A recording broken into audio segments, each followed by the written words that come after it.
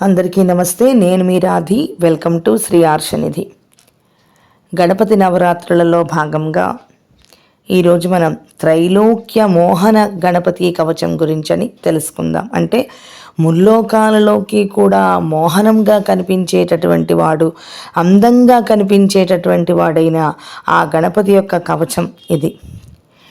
ఈ వీడియో కనుక మీకు నచ్చినట్లయితే లైక్ చేయండి, అలాగే మీ ఫ్రెండ్స్కి అందరికీ కూడా షేర్ చేయండి.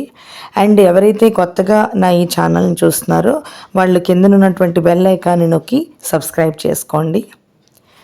త్రైలోక్యమోహన గణపతి కవచం. నమస్తస్మై గణేశాయ సర్వవిఘ్న వినాశినే కార్యారంభేషు సర్వేషు పూజ్యతే యస్సురైరపి శ్రీమన్మహాగణపతేః కవచస్య ఋషిః శివః గణపతిర్దేవతా చ గాయత్రీ ఛందః ఏవ చ ధర్మార్థకామమోక్షేషు వినియోగః ప్రకీర్తితః శక్తిః స్వాహా గ్లైం బీజం వినియోగస్య కీర్తితః ధ్యానం హస్తేంద్రాననమిందుచూడమరుణఛాయం త్రినేత్రం రసాదాశ్లిష్టం ప్రియయా సపద్మకరయా స్వాంకస్థయా సంతతం బీజాపూరగదా ధనుస్త్రిశిఖయుక్చక్రాబ్జపాసోత్పల వ్రీహ్యగ్రస్వవిషాణరత్నకలసాన్ హస్తైర్వహం తం భజే. కవచం. ఓం బ్రహ్మబీజం శిరః పాతు కేవలం ముక్తిదాయకం. శ్రీం బీజమక్షిణీ పాతు సర్వసిద్ధిసమర్పకం. హృల్లేఖాశ్రోత్రయోః పాతు సర్వశత్రువినాశినీ. కామబీజం కపోలౌ చ సర్వదుష్టనివారణం.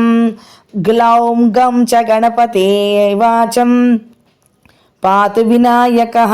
వరబీజం తథా జిహ్వాం వరదం హస్తయోస్తథా. సర్వజనం మే చ బాహుద్వయం కంఠం గణేశ్వరః. వసం మే పాతు హృదయం పాతు సిద్ధీశ్వరస్తథా. నాభిం ఆనయ మే పాతు సర్వసిద్ధివినాయకః. జంఘయోర్గుల్ఫయో స్వాహా సర్వాంగం విఘ్ననాయకః. గణపతిస్త్వగ్రతః పాతు గణేశः పృష్ఠతస్తథా. దక్షిణే సిద్ధిదః పాతు వామే విశ్వార్తిహారకः. దుర్జయో రక్షతు ప్రాచ్యామాగ్నేయాం గణపస్తథా. దక్షిణస్యాం గిరిజజో నైరుత్యాం శంభునందనः. ప్రతీచ్యాం స్థాణుజः పాతు వాయవ్యామాఖువాహనः.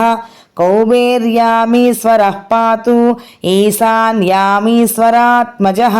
అధో గణపతిః పాతు ఊర్ధ్వం పాతు వినాయకः. ఏతాభ్యో దశదిగ్భ్యస్తు పాతు నిత్యం గణేశ్వరः. ఇతీదం కథితం దేవి బ్రహ్మ విద్యాకళేబరం. త్రైలోక్యమోహనం నామ కవచం బ్రహ్మరూపకం. ఇది శ్రీ మహాగణాధిపతి త్రైలోక్యమోహన కవచం సంపూర్ణం. ఈ త్రైలోక్యమోహన గణపతి కవచాన్ని ఎవరైతే ఏదైనా ఒక కార్యాన్ని తలపెట్టినప్పుడు దాని ముందు, అంటే ఆ కార్యం చేయడానికి ముందు ఈ త్రైలోక్యమోహన గణపతి కవచాన్ని కనుక చదివితే ఆ కార్యము సకల విజయము చేకూరుతుంది. అలాగే దేవతలు కూడా ఏదైనా ఒక పనిని మొదలుపెట్టినప్పుడు ప్రప్రథమంగా వినాయకునికే పూజ చేసి వాళ్ళ యొక్క పనిని మొదలు పెడతారనమాట, చేసుకుంటారు. దేవతలకి కూడా, అంటే మనము సామాన్య మానవులం, మనమైతే చేస్తాం, కానీ దేవతలు కూడా మొట్టమొదట వినాయకుడికి పూజ చెయ్యకుండా ఏ పని కూడా మొదలు పెట్టరు.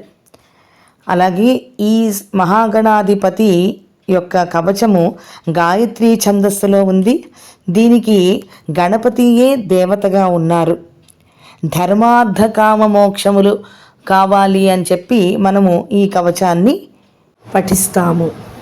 అలాగే ప్రతి ఒక్క కవచానికి, ప్రతి ఒక్క స్తోత్రానికి ఒక దేవత ఉంటారు, ఒక బీజాక్షర మంత్రం ఒకటి ఉంటుంది.